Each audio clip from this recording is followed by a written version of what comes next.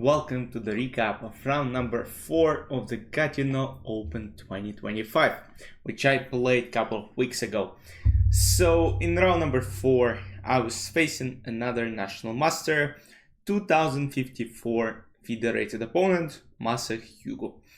And before the game, I briefly checked his games. He was playing French, and I had kind of interesting thoughts about this. Because the line that he played was e4, e6, d4, d5, and after knight c3, he went for knight f6, bishop g5, takes, knight e4, bishop e7, bishop f6, she takes f6. And I have prepared some stuff here, but I also thought before the game that he will see my games in Vinaver, which, you know, is a very spicy and dangerous opening. If you don't know one move only, you might get crushed, and it happens with both colors. And I didn't want to check his prep, so I read his mind kind of. And after bishop b4, which he played during the game, I didn't go for e5.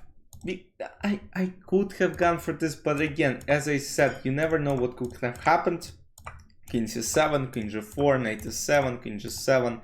So I'll just show you one line. C takes d4, knight e2, knight c6, f4, something like bishop d7, king d3, and now I believe it's something along.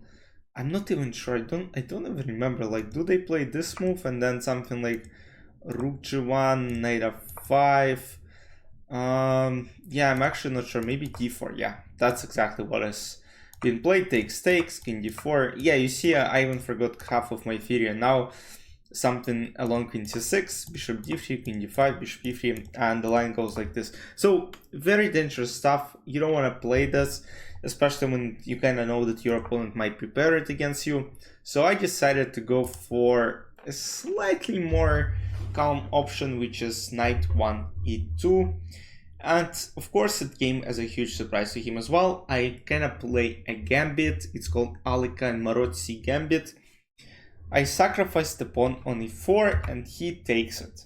Now a3, attacking the bishop, bishop takes, knight c3, and now knight goes to c6, attacking the pawn on d4, and I immediately played bishop f4 because that's what I quickly looked at in the morning before the round.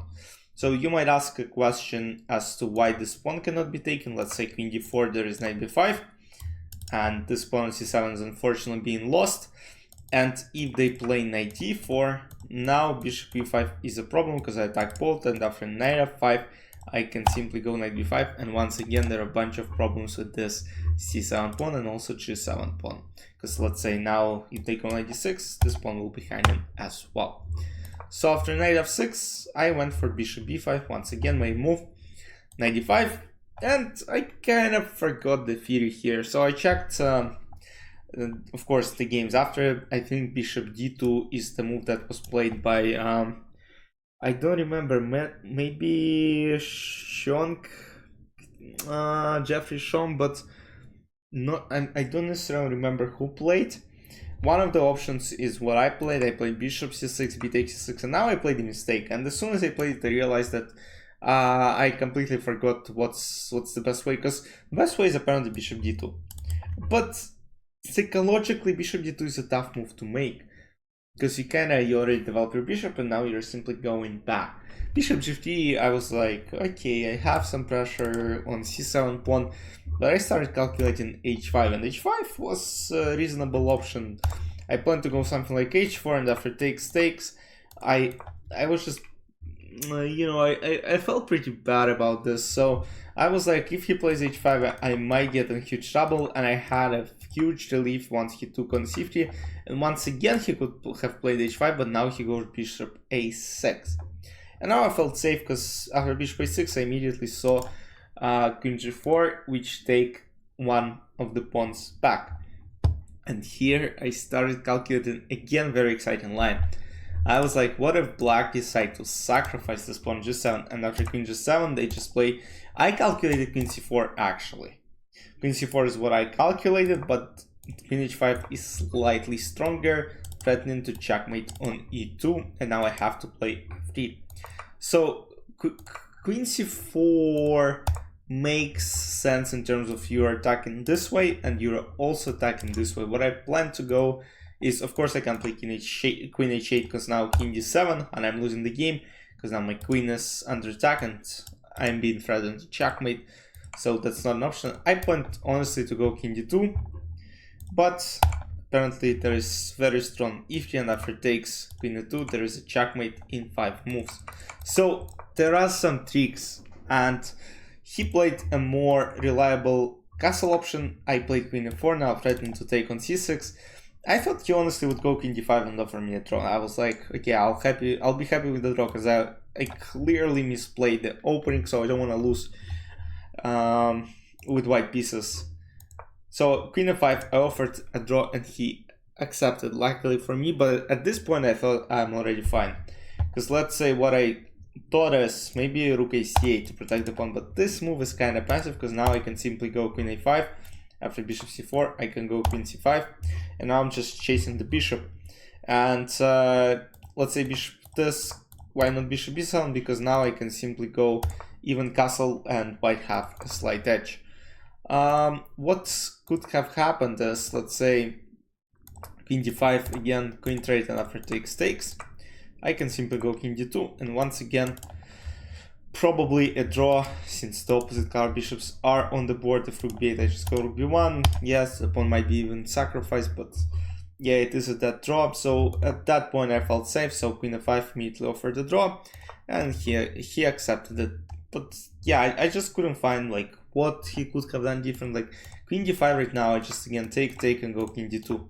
My rook comes to e1. If rook goes, let's say, to b8, trying to go this way, I might even go this, king c1, and just not even king c1. And I have simple bishop d6, and if rook goes to c8, I have bishop c5, attacking the pawn on a7, then maybe going for something like rook b1, and white are more or less fine. They're not risking to lose this game. So yes, a quick draw.